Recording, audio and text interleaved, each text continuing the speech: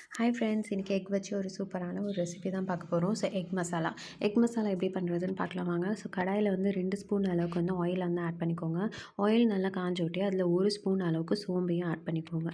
சோம்பு நல்லா பொரிஞ்சோட்டே நம்ம வந்து வெங்காயம் வந்து ஆட் பண்ண போகிறோம்.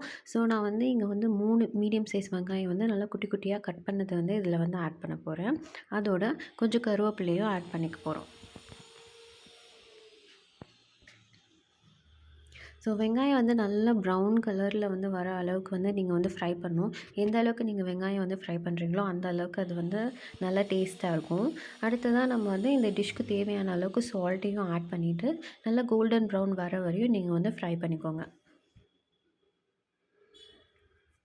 ஒரு 4 to 5 மினிட்ஸ் நீங்கள் ஃப்ரை பண்ணாலே வந்து நல்லா கோல்டன் ப்ரௌன் கலர் வந்துடும்.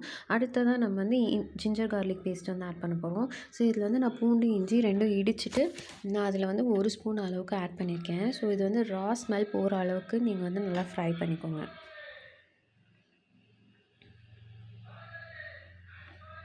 ஸோ இந்த மாதிரி நல்லா கோல்டன் ப்ரௌன் கலர் வந்துருச்சு. அடுத்தது நம்ம தக்காளி வந்து ஆட் பண்ணிக்க போகிறோம். தக்காளி வந்து ஒரு மீடியம் சைஸ் தக்காளி வந்து நல்லா குட்டி குட்டியாக கட் பண்ணதை வந்து இதோடு சேர்த்து ஆட் பண்ணிவிட்டு வெங்காயமும் தக்காளியும் நல்லா வந்து வதங்குற அளவுக்கு நீங்கள் வந்து நல்லா ஃப்ரை பண்ணி விட்ருங்க.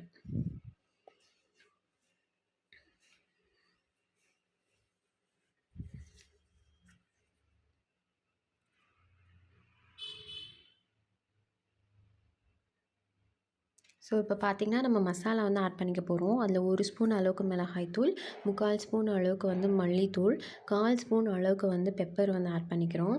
அதுக்கப்புறமா கொஞ்சம் மஞ்சள் தூளும் ஆட் பண்ணிவிட்டு நல்லா வந்து ஃப்ரை பண்ணிவிடுங்க. ஸோ இந்த டைமில் வந்து நம்ம வந்து எக்கு வந்து ஆட் பண்ணிக்கலாம். நான் வந்து இங்கே வந்து 4 எக்கு வந்து ஆட் பண்ணிக்க போகிறேன்.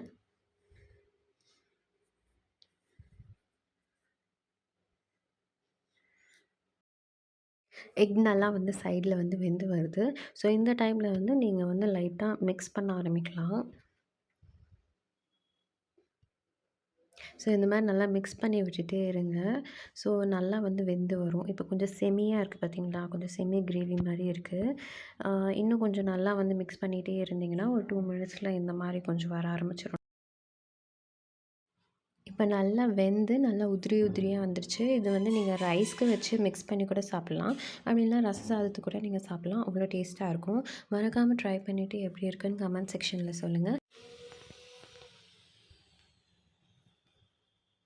பார்க்கவே சூப்பராக இருக்குல்ல? ஃபைனலாக வந்து நீங்கள் வந்து கொத்தமல்லியை கார்னிஷ் பண்ணிவிட்டு டேஸ்ட் பண்ணி பாருங்கள். Happy tasting!